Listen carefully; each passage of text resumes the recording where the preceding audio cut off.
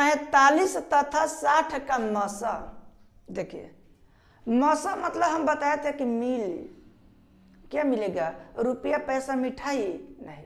जो संख्या दिया गया है उस संख्या के गुणनखंड निकालेंगे और ऐसा संख्या जो दोनों में हो, दोनों में मिले, इसी को हम बोले कि मिली। मिली का मतलब जो संख्या दोनों में मिलेगा वही हम लोगों का क्या होगा? मसा होगा। हम लोग क्वेश्चन 11 को देखेंगे। 11 क्या है? एक अशून्य परिमेय और अपरिमेय संख्या का गुणनफल होगा। तो यहाँ पर ध्यान दीजिएगा, अशून्य एक ये डिफिकल्ट चीज है, सभी बच्चा को पता है शून्य के बारे में, लेकिन अशून्य क्या होता है? तो अगर ये पॉइंट अगर हम क्लियर कर देंगे तो फिर इसको बनाने में, सॉल्व करने में कोई दिक्कत नहीं होगा। तो आप जानते हैं कि शून्य के मतलब जीरो। अब अशून्य लगा दिया जाएगा तो जीरो के उल्टा क्या होगा? कोई संख्या होगा, परिमेय भी हो सकता है, अपरिमेय भी, कोई भी संख्या, क्योंकि उसके बारे में चर्चा नहीं किया गया, केवल अशून्य बोला गया। तो अशून्य के मतलब कोई संख्या हम ले सकते, कुछ भी संख्या हो सकता है।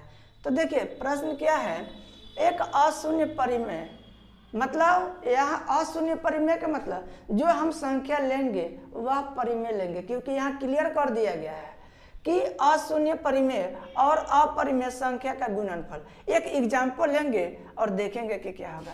तब परिमेय यहाँ पर बोला गया, परिमेय, परिमेय छोड़ देते हैं ऐसे ही, गुणे, और क्या है? अपरिमेय, अपरिमेय। अब अपने से कुछ एग्जाम्पल लेंगे। यहाँ पर परिमेय की जगह 2 लिए, क्यों? क्योंकि ये रूट में नहीं है। गुणनफल अपरिमेय √3 लेंगे, तो जब ये गुना करेंगे तो 2√3, और इसमें रूट लगा हुआ है तो ये क्या होगा? अपरिमेय संख्या होगा। फिक्स हो गया कि क्या होगा? अपरिमेय। अब हम लोग ऑप्शन को देखेंगे। ये कहता है कि हमेशा परिमेय होगा, मतलब इसके हिसाब से देखा जाएगा तो करे कि कुछ भी कीजिए परिमेय होगा, तो ये गलत होगा। हमेशा क्या होगा? अपरिमेय होगा। और यहाँ पर हम लोगों का आंसर क्या है? अपरिमेय, इसलिए यही हम लोग का क्या होगा? आंसर होगा। अब अगला क्वेश्चन क्या है? 45 तथा 60 का मसा। देखिए मसा मतलब हम बताए थे कि मिल, क्या मिलेगा? रुपया पैसा मिठाई नहीं। जो संख्या दिया गया है उस संख्या के गुणनखंड निकालेंगे और ऐसा संख्या जो दोनों में हो, दोनों में मिले, इसी को हम बोले कि मिली। मिली का मतलब जो संख्या दोनों में मिलेगा वही हम लोगों का क्या होगा? मसा होगा। तो क्या करेंगे? इसको गुणनखंड निकालेंगे। जैसे पहला क्या है? 45 है, तो 45 कितना से? 3 से। 3 एकम 3, 5 3 आई 15, 3 से 5 क्या होगा? तब 45 के जगह हम लिख सकते हैं 3 गुने 3 गुने 5। इसके बाद क्या है? 60 है, तो इसको भी निकालेंगे। 2 से 30, 2 से 15, 3 से 5, 60 को ऐसे लिख सकते हैं 2 गुने 2 गुने 3 गुने 5। इसमें हम क्या बोले हैं? मिली, रुपया पैसा ने गुणनखंड संख्या। अब देखिए ये 3 से 3 मिल गया, तो एगो ले लेंगे 3। इसके बाद क्या? ये 5 है, तो इस 5 से ये मिल गया, तो हम क्या लिखेंगे? 5। इसके बाद ये 3 एक्स्ट्रा नहीं बचा, अब कुछ नहीं मिल रहा है। अब गुना करेंगे तो कितना होगा? 15। यही हम लोग का क्या होगा? मसा होगा। अब देखेंगे ऑप्शन में क्या है। ये 45 है, ये 3 है, ये 1 है, और ये कितना है? 15। तो फाइनल आंसर हम लोगों का क्या होगा? Option D. इसके बाद क्या है? पाई बटा √3 है। यहाँ छिपा हुआ है कि ये क्या है। अब थोड़ा सा इस पे हम डिस्कस करेंगे, आप लोग ध्यान दीजिए। ध्यान क्या देना है? कभी पाई पूछ देता है, कभी π/2, कभी π/3, कभी π/4। इस तरीके से चेंज कर करके कुछ भी पूछ सकता है। तो ध्यान दीजिएगा, यहाँ ये जो पाई जो है अपरिमेय संख्या होता है, अपरिमेय संख्या। अब आपसे पूछा जाएगा कि π/2 क्या होगा? तो जब अपरिमेय संख्या में 2 से भाग करेंगे, एगो एग्जाम्पल दूसरा लेते हैं, जैसे √3 अपरिमेय है, अब 2 से भाग करेंगे तो अपरिमेय ही रहेगा, अपरिमेय। अगर √3 में 4 से भाग करेंगे तो क्या होगा? अपरिमेय संख्या। तो फाइनल हम आप लोग को क्या बताए कि पाई अपरिमेय संख्या होता है। और इसमें 2 से भाग करें, चाहे 3 से, 5 से, 6, किसी भी संख्या से अगर इस तरीके के संख्या से डिवाइड किया जाएगा तो ये क्या होगा, अपरिमेय संख्या ही होगा, अपरिमेय संख्या ही होगा। इसलिए ऑप्शन पर हम लोग चलते हैं।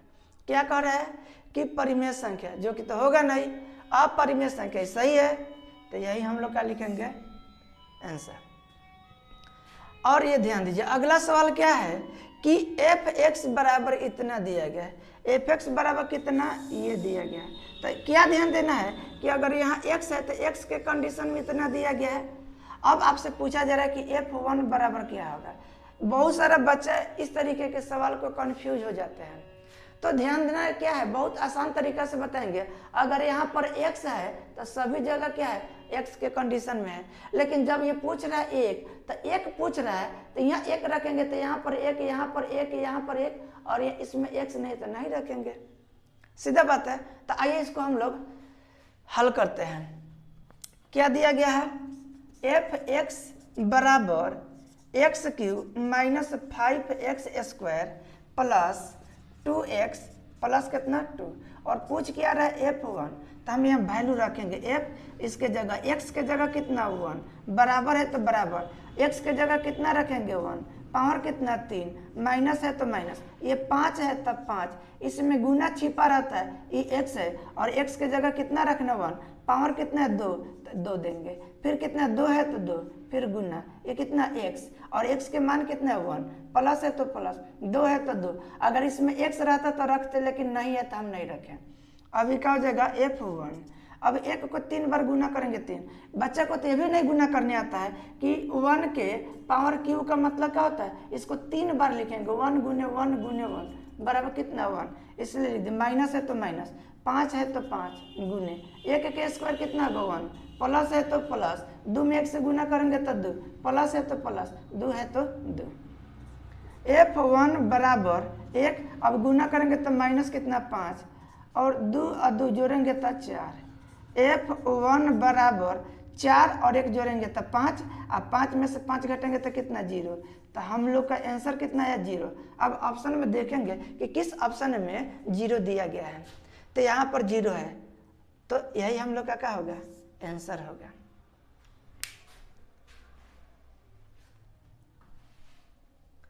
अब देखिए अगला क्वेश्चन आप लोग पढ़िए, समझिए क्या कह रहा है।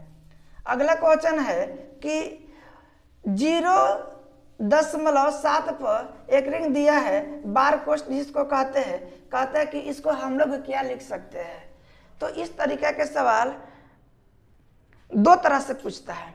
जैसे हम लोग समझेंगे कि 0.7 पूछेगा, तो हम अगर ये रहेगा सवाल तो क्या लिखेंगे, ये 7 है तो 7 बटा दशमलव को 1 मान लेते हैं, इसके बाद इधर जितना अंक रहेगा उतना 0 लिखेंगे, लेकिन इसमें 1 रहेगा। लेकिन अगर 0.7 पर ये बार कोष्ठ दिया रहेगा तो उससे तो हटके है ना, तो इसके लिए क्या करते हैं, जो संख्या रहता है उसको लिख देते हैं, बटा जितना संख्या पर ये बार कोष्ठ रहता है उतना 9 देते हैं। तो 1 पर है तो इसलिए 1 9 देंगे, और यही हम लोग का क्या हो जाएगा आंसर।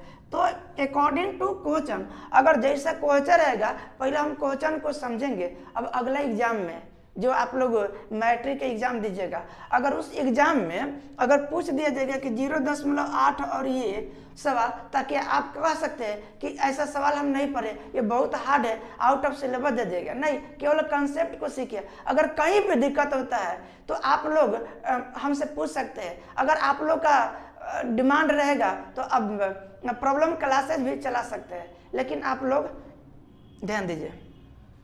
तो ऑप्शन क्या है, तो हम लोग का आंसर क्या है 7/9। इसमें देखेंगे कि 7/9 कहाँ पे है, तो 7/9 पहला ही है, यही हम लोग का आंसर होगा। अगर आप लोगों को ये मेरा वीडियो अगर अच्छा लगता है तो इसे लाइक और शेयर जरूर कीजिएगा।